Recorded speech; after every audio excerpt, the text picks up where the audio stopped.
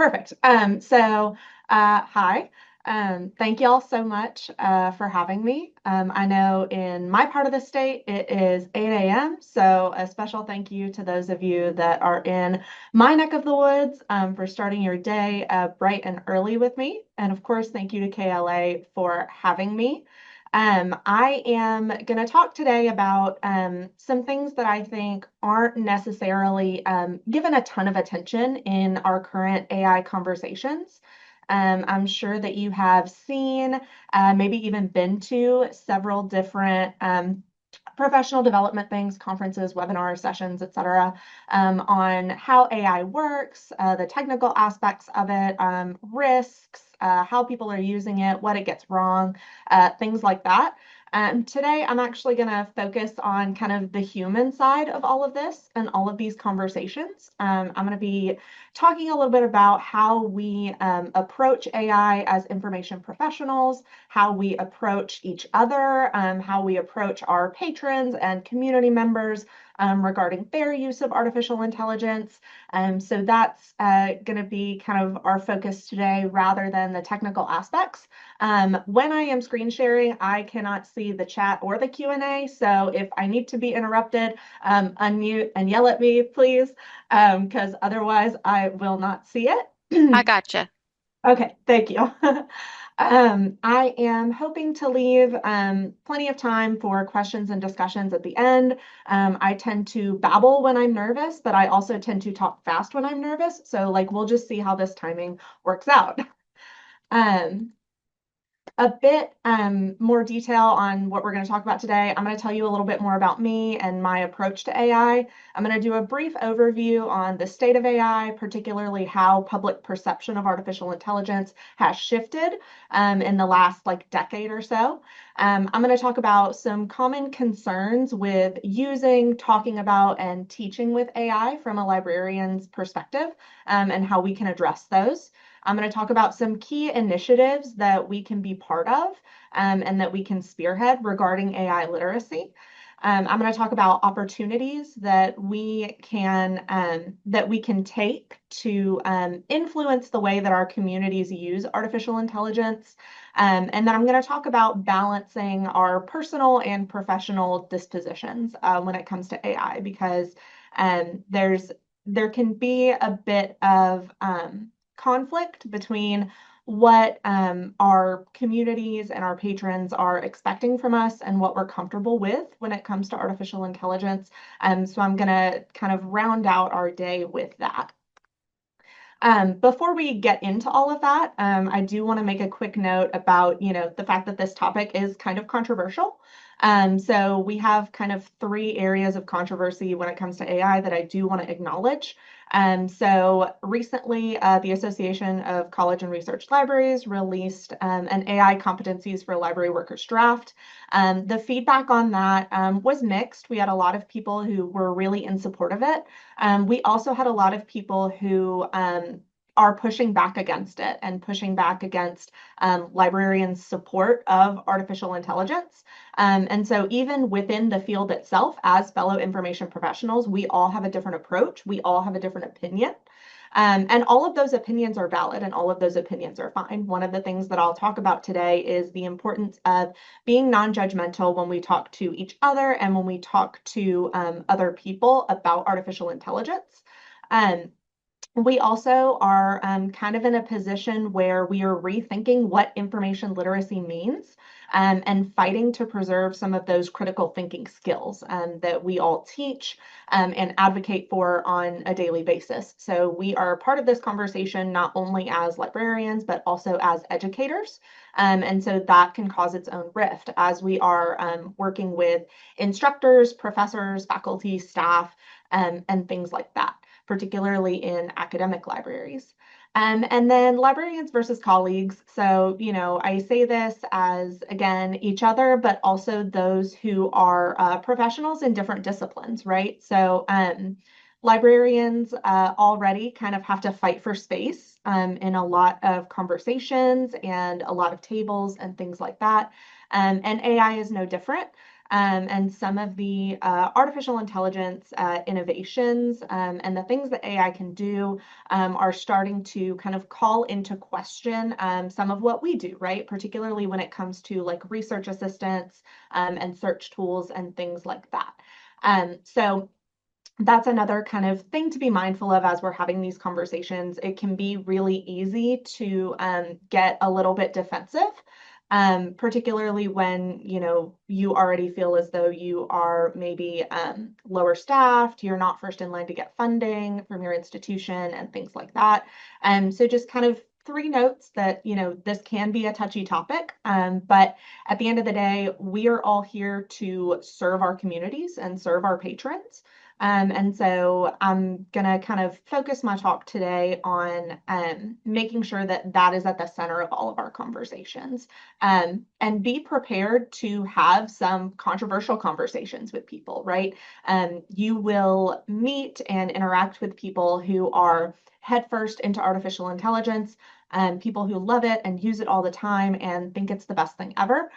You will also interact with people who go out of their way to not use it, who are, disabling AI tools wherever they can, and who really just do not feel comfortable using it for whatever reason.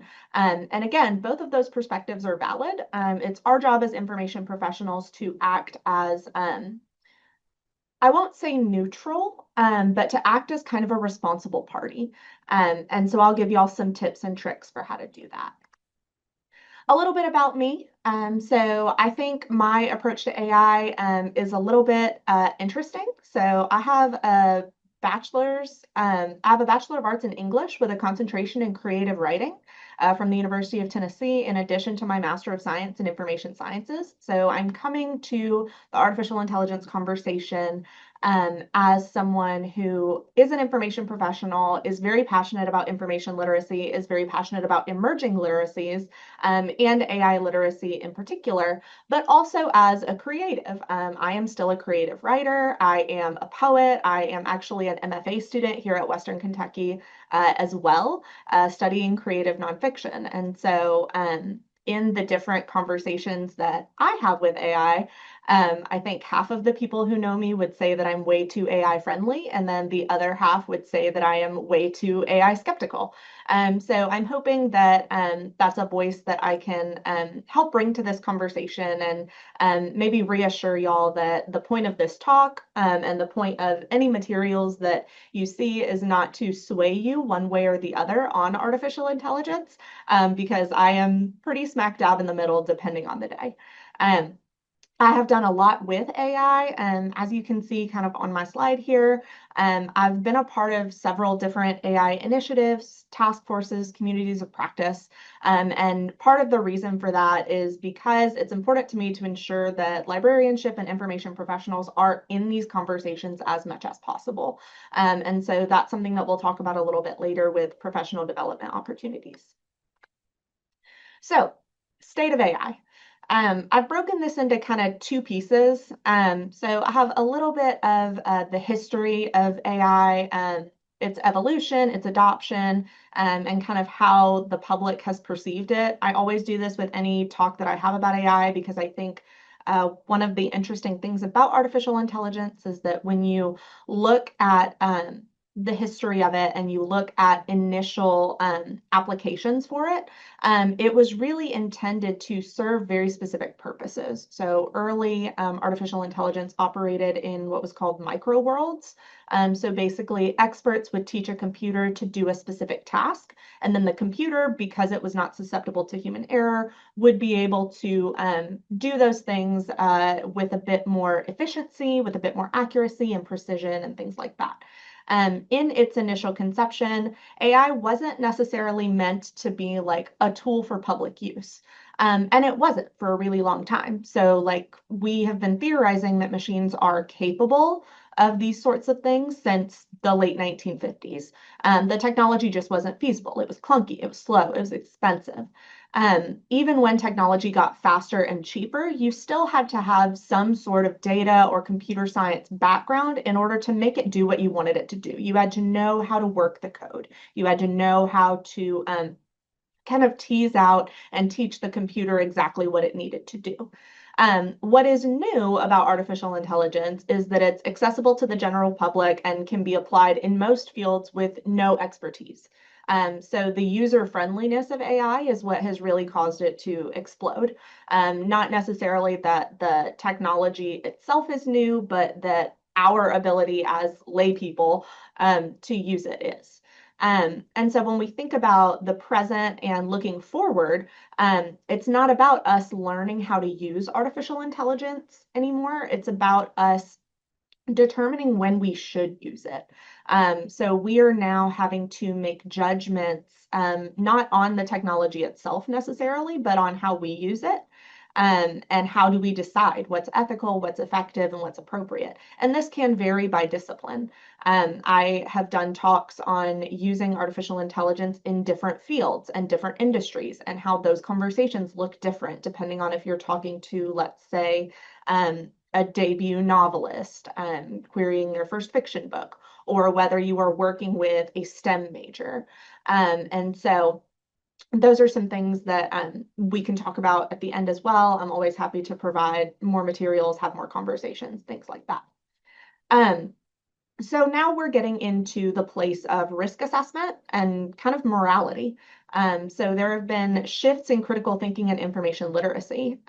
When AI became, available to the general public, when we found out what ChatGPT can do and how easy it is to use and manipulate and things like that, there was a ton of initial panic. We were worried about cheating. In academia in particular, we were worried about copyright infringement. There are still several lawsuits that are out as far as ChatGPT's training data. We worried about privacy and security. We worried about how the government was going to be able to regulate these tools. And we worried about job loss. And so once we kind of moved past that initial panic and we started like playing with these tools a little bit more, we discovered, oh, well, actually, it's not infallible. There's a lot of things that AI gets wrong, hallucinations, bias, information that is not current or not relevant. Is it really that user friendly? You do have to have some prompt engineering skills in order to make most of these tools do exactly what you want them to do. And then plagiarism and ownership. So how do we think about ChatGPT as an author, for example? And how do we know that information we're getting from ChatGPT is not plagiarized and things like that? So now we've moved kind of from that into compromise and reconciliation. So now we are looking at job reskilling. We're looking at how do we detect AI in higher education in particular. How do we grade papers? How do we determine if students are using it or not? How do we determine if it's being misused? How do we assess that? We're starting to get into some experimentation, right? We're playing around with AI more. Oh, maybe I shouldn't use it to write a paper, but maybe I could still use it to brainstorm an idea for the paper, right? Or maybe I could use it to chat and practice learning a foreign language, things like that. We're seeing AI more as a tool now. So we have kind of moved past the phase of, oh, ChatGPT is the end all be all, it's going to destroy everything.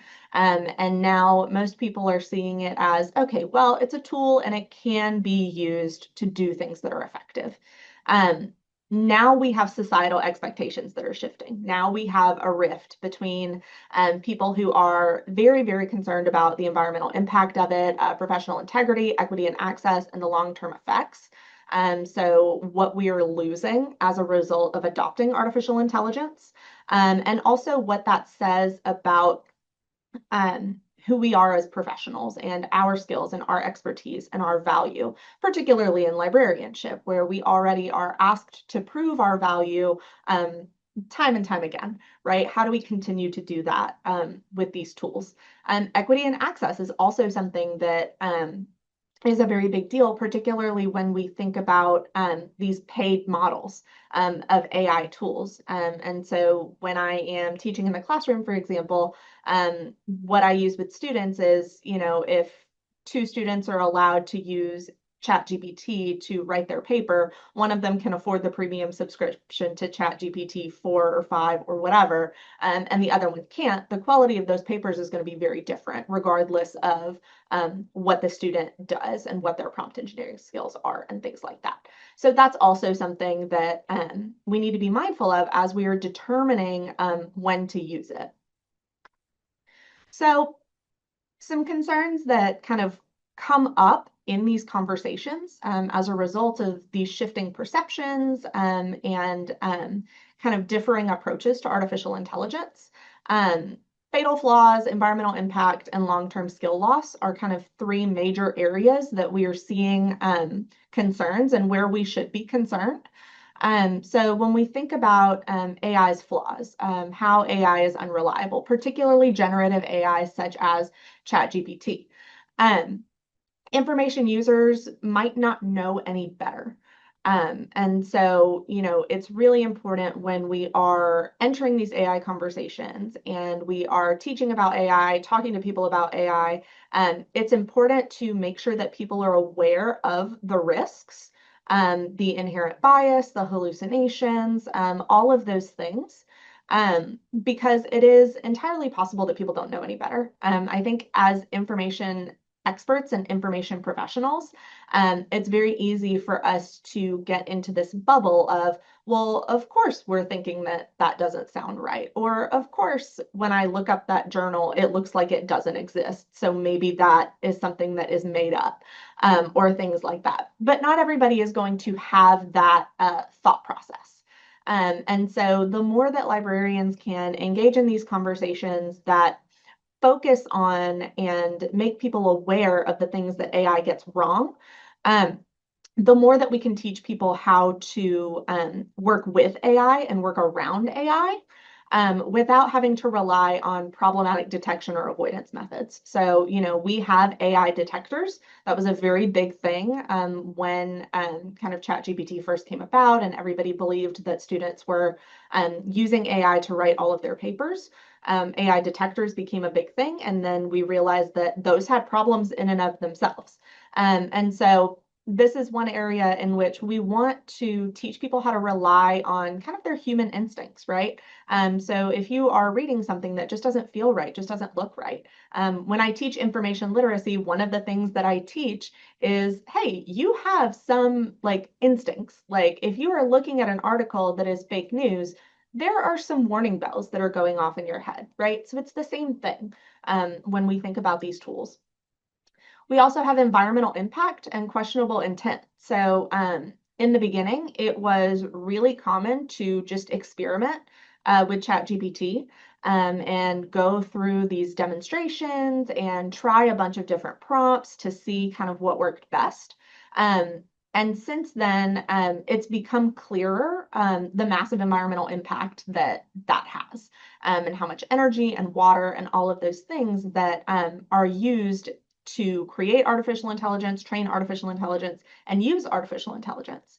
And so because of that, one of the things that we can do is push back against AI as a first response, right? So AI does not have to be necessary always. A simple Google search will still work, or a simple calculator app will still work, right? So we want to kind of promote our services and resources, particularly as librarians, that can address what people need and take up less energy. So, AI does not need to be the default. And that's what's going to kind of encourage people to use it less as a toy and with a bit more thoughtfulness and a bit more intention. And then the last kind of major area of concern is long-term skill loss and valid replacements. I do a whole spiel in some of my presentations on AI myth busting and why comparing it to a calculator or training wheels or spell check really is not reflective of the power and the impact that artificial intelligence has.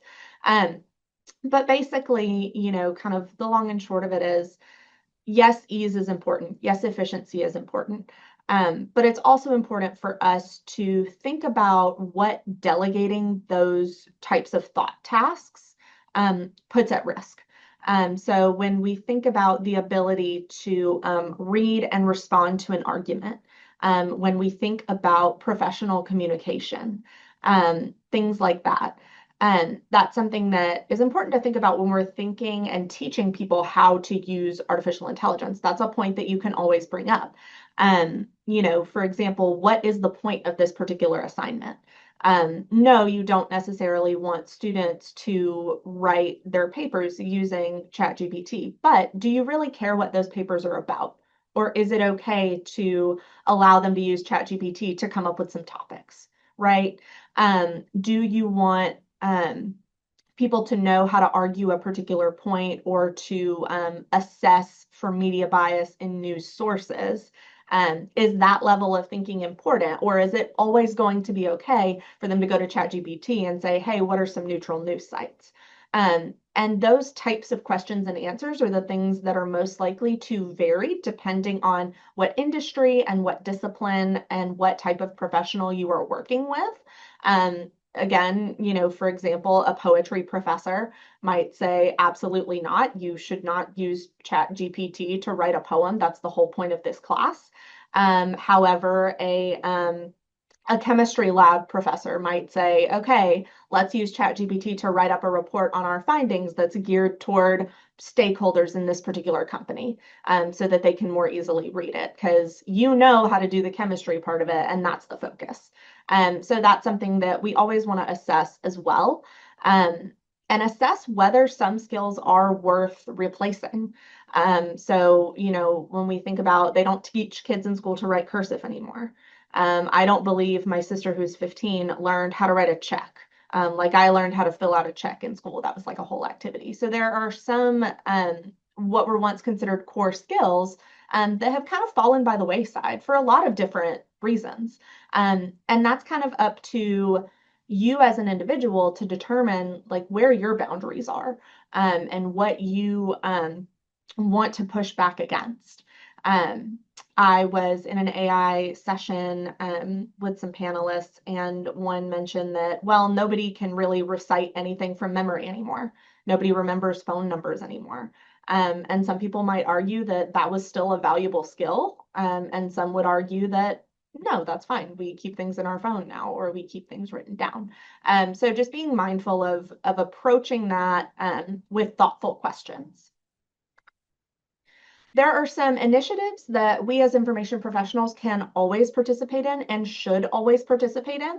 I know depending on your level of AI expertise, it can be daunting to step into these spaces. And, particularly if you are someone who shares maybe a different opinion about AI than your community, than your colleagues, and things like that. But these are kind of 4 areas in which we really do need to be spearheading these initiatives, and kind of using our voice and using our expertise. And the first is thoughtful conversations, like I just talked about. Thoughtful being the key word. Everybody has taken the communication and listening course and active listening and all of that. And all of that applies here as well. So when you are asking someone about their AI use, when you are talking to someone about how you feel about AI and whether you would like to use it or not, make sure we're being thoughtful and non-judgmental, because again, everybody is coming to AI from a different place. To that end, professional development is also really important. You do not have to be a regular AI user in order to be aware of what's happening in AI. And so, being on top of sessions like this and webinars and conferences and sessions and things like that, so that you at least know the gist of how large language models work and what machine learning is and things like that. Staying professionally developed in these areas is going to allow you to continue to be an information resource for your community. And that's something that we're always trying to do, right? Librarians are always trying to stay relevant, stay on top of things to prove that we are experts and that people should come to us for these kinds of questions because we want to help them. Community awareness. So back to that education piece of, make sure that people know. what AI gets wrong, what AI can do well, some big picture questions that we have to think about. Not necessarily that we need to sway people one way or the other, but we want to make sure people are informed, right? That's always been the purview of information professionals is, do you have all of the information, good and bad? And then lastly, we want to set boundaries that are agreeable to everybody. So when you are working with colleagues or supervisors or constituents or faculty or staff, instructors, whoever you're working with on these AI projects, you want to make sure if you're working together that you're both comfortable with what AI is being used for. If you are in a meeting and somebody is using Notebook LM, for example, a tool that will summarize meeting notes using artificial intelligence. That's something that you can have a conversation about with the other people in that meeting. Oh, I'm not sure I'm comfortable using this, or oh yeah, that's fine. Versus, putting an abstract for an article that you are co-authoring. Or a presentation that you're putting together. Oh, do we want to stick this into Grammarly and let it fix it for us, or let it help us figure out how to say things in a new way, right? Those are conversations that are important too. And this is where I'll remind you that even if you are like the token skeptic in these spaces, your voice is still valid, and you are needed in these spaces.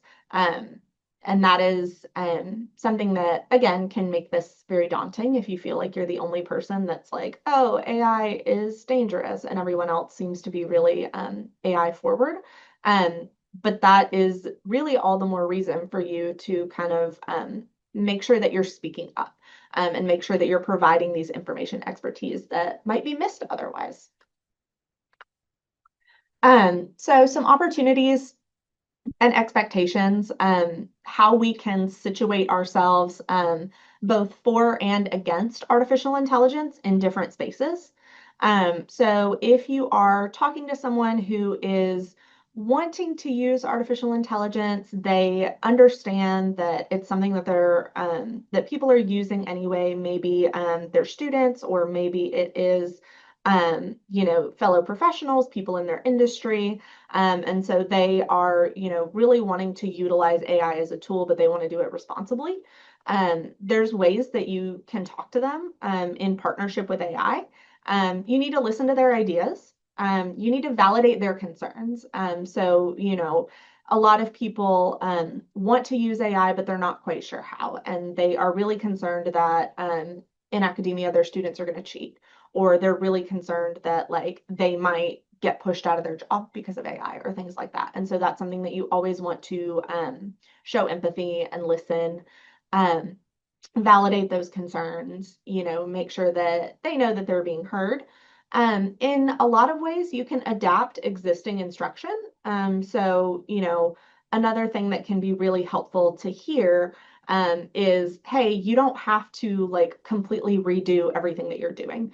Whether this is the way that you run meetings, the way that you put together presentations or papers, whether this is the way that you do information literacy instruction, things like that. It's not as though you're starting from scratch. There are ways to adapt instruction, again, pinpointing what is most important, and what is most important to do from a human perspective and to not use AI for. And all of these things are going to help you build AI literacy. So any conversation that you have with anybody about AI really needs to come from a place of, how do we evaluate it? How do we use it? How do we tell if it's reliable? How do we know where it comes from? What do we expect from it? How can we reuse it and communicate this with other people? A lot of our existing information literacy expertise can be directly translated to AI literacy. That's something that I talk a lot about. I have materials on. You're more than welcome to reach out to me, and I'm happy to share some posters that I've done and some other presentations that draw those lines.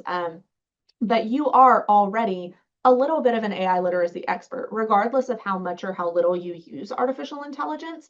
You have information literacy expertise because you are an information professional.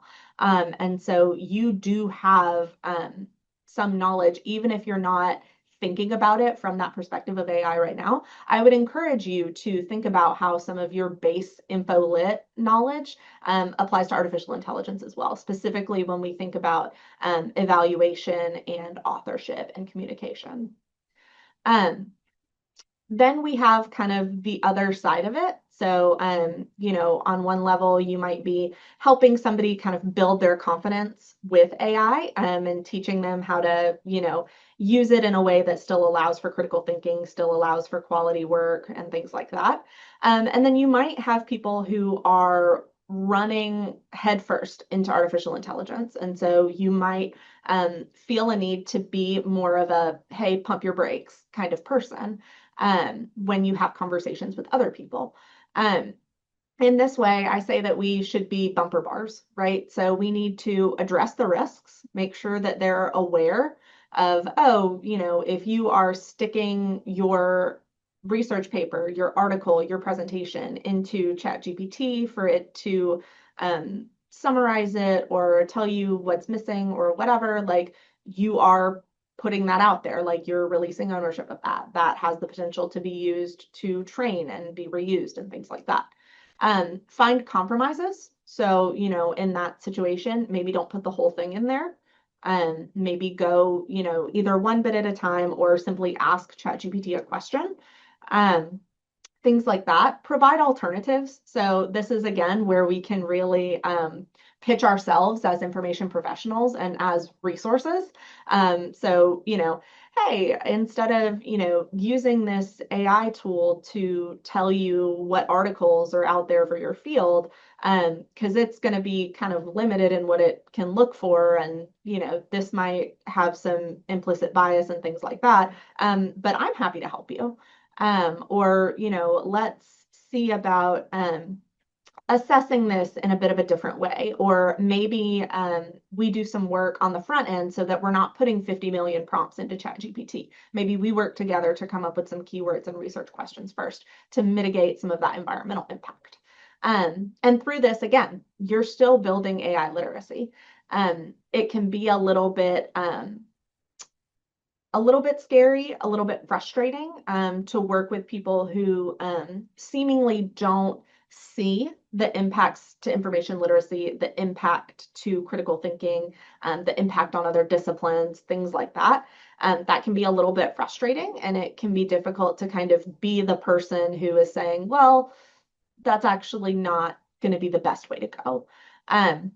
But again, this is where we can lean on information literacy instruction that we've already done, right? No, this tweet is not going to hold the same weight as this peer-reviewed article, and here's why, right? One of the reasons that professional development is so important is because you do need to be able to provide that why. You do need to be able to, when you are challenging uses of artificial intelligence, you do need to have a reason. You do need to have a thoughtful kind of insight as to why this might or might not be a good idea. And so, again, respect is always important in both of these instances. You don't ever want to tell somebody, oh, well, that's a stupid concern. Like, obviously, AI is not going to do that. You also don't want to say, oh, well, that's a stupid idea. Obviously, AI is not the right thing to use for that. You never want to come across as judgmental, right? The way that we keep ourselves and our profession relevant in artificial intelligence is by asserting ourselves as information experts that do have all of the tools and that are willing to use all of the tools without passing judgment.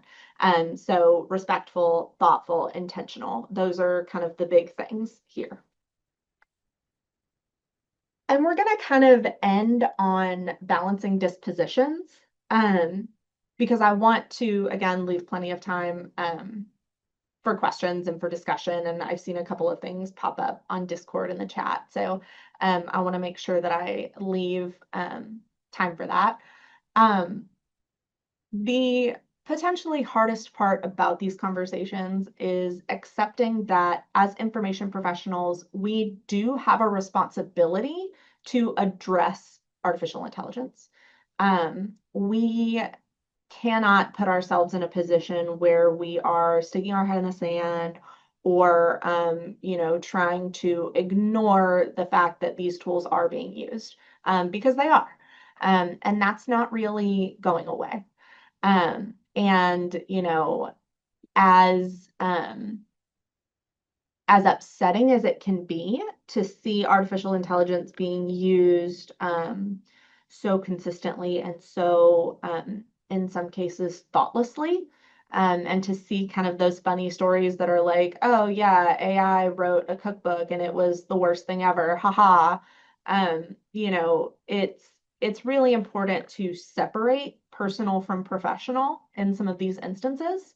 Um, and this is where I'll bring up that again, like, even if you are not an AI user, you might have to use AI-enabled technology. Your community or your institution might expect you to be knowledgeable enough in this way to guide somebody else through using it. Does that mean that you have to become an expert in all of these skills? No, it doesn't.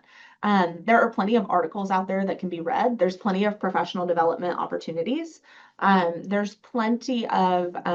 are plenty of resources out there that can help you develop some skills without necessarily needing to compromise your personal ethics. And I say that as somebody who I don't really use AI. I didn't use AI for this presentation. I don't use it for emails.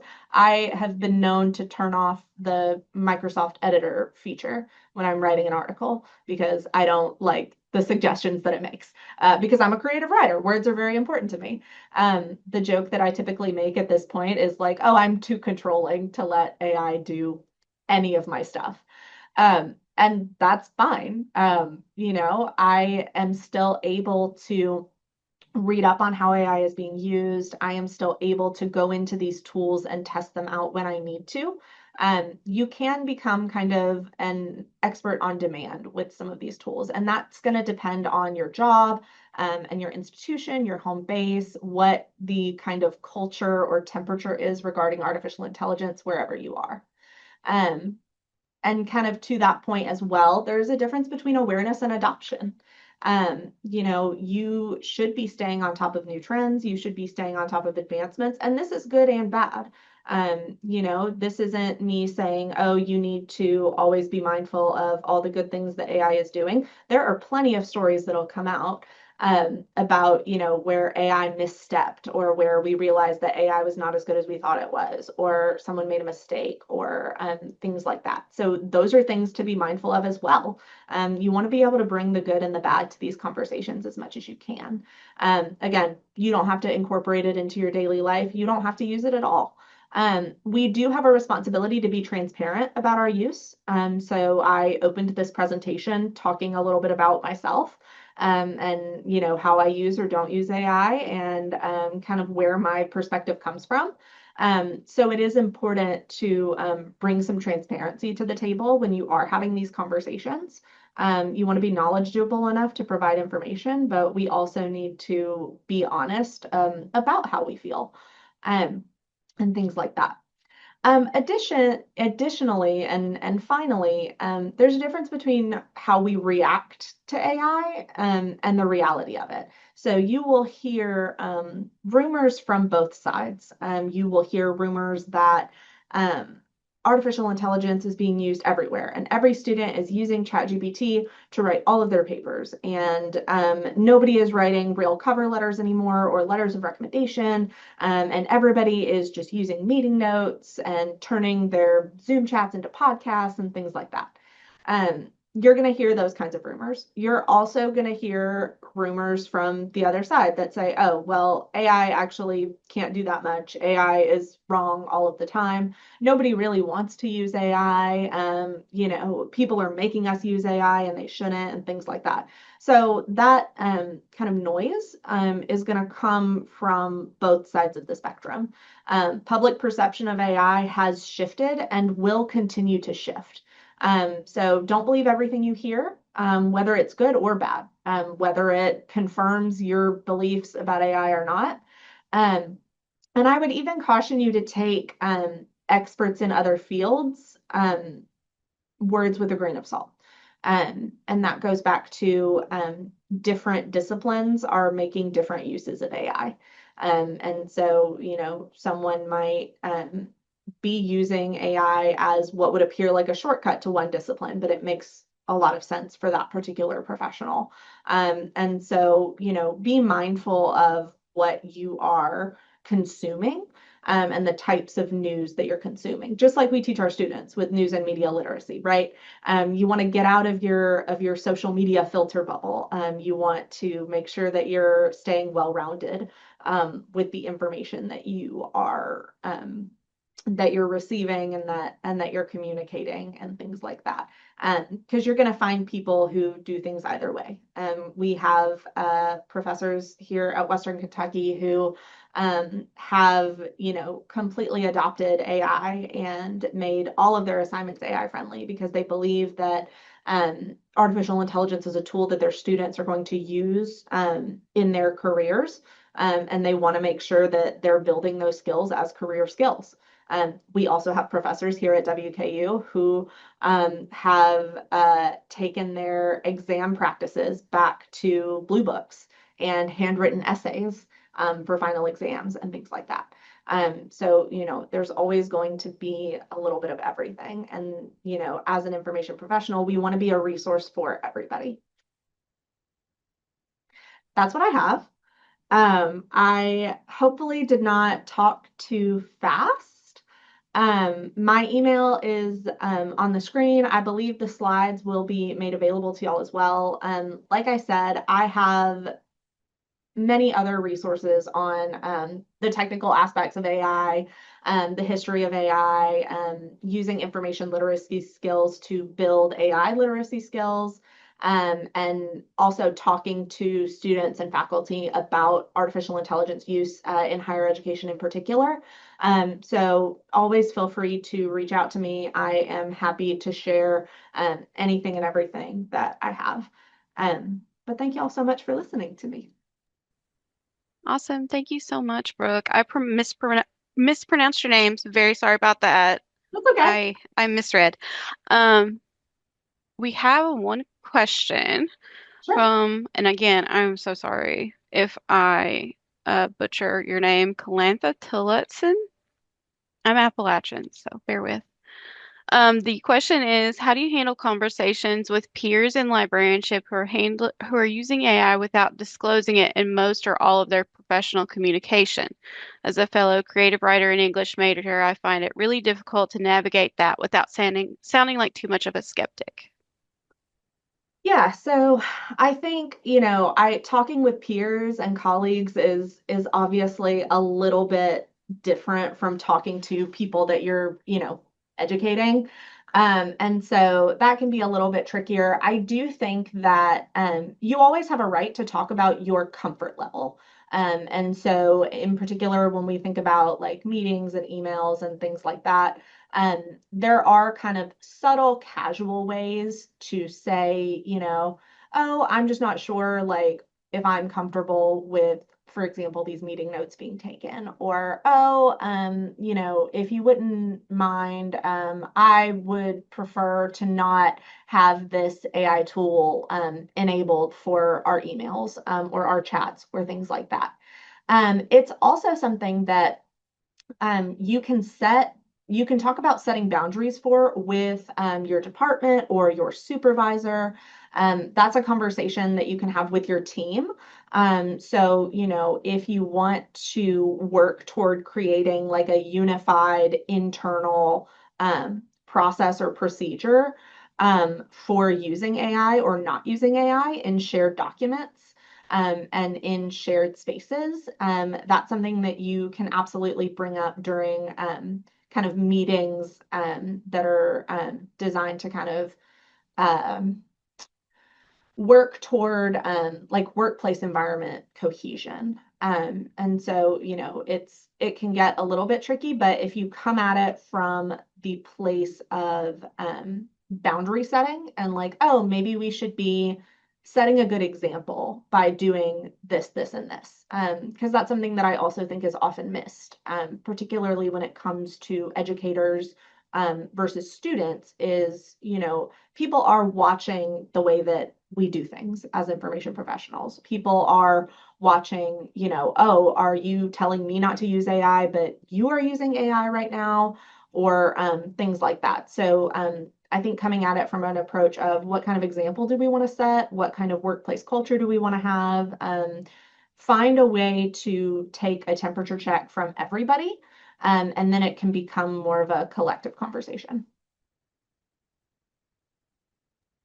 Thank you. I think that was really helpful because that is something that has come up um, with a colleague who is very, very against having that be the default for me as well. I have seen a colleague who's like, please don't turn this on until you talk about it with me. And I think it could be good accessibility wise for some people, and then it could be unnecessary for some people. So having that balance is really good. You've gotten a lot of rave comments. Thank y'all. So be sure to check the chat when you get a chance. Do we have any final questions? No, there's one more in the Q&A. I recently read the intense feedback to the ACRL AI competencies about the recommended dispositions toward AI, saying it was too positive towards AI. How did you navigate that feedback and transition them into mindsets instead? So this was one, that particular group I was the token skeptic for, and I probably was not as vocal in the beginning of that process as I should have been. And so after that feedback, I definitely was a bit more assertive in this idea that we should add language that makes it clearer that it's not ACRL's expectation or demand that you use AI. So we, wanted to strike this balance between, okay, we don't want you to come to AI as we are going to be totally against this. And I think initially, the task force was very focused on what is everything that you might need to know about using AI in a positive way. And so it kind of became my kind of initiative and my priority to say, hey, as an organization, as a professional organization, like people want to feel supported in their beliefs. And it is totally valid for librarians to not want to use this for all of these reasons that they've given us. And so it was more about adding kind of a caveat that, we are going to support you as an information professional regardless, but we do believe that you have a responsibility to at least know about these things and at least know of these things, so that you can continue to be a resource and a well-informed resource. Because we don't ever want people turning away from the profession for any reason. Like, a nightmare scenario would be for other industries and other disciplines to say, oh, well, the librarians just hate AI, so like we're not gonna go to them anymore. So that was kind of how we pushed a little bit more toward um, being accepting, because we also don't want to turn away other people, right? Like ACRL doesn't want people not trusting them, and not feeling like we have a safe space to have conversations that are less AI friendly, if that makes sense. Thank you so much. That is the last question. If you have any more questions, I'm sure Brooke would be able to answer any other questions by email or if you wanted to chat with her later. Thank you again. That was very, very helpful, and I appreciate the nuanced look at this rather than just AI is great or AI is evil and there is no in between. So, thank you. Thank you. And thank you all so much for having me. And we'll be back in 5 minutes for our next session. See you then.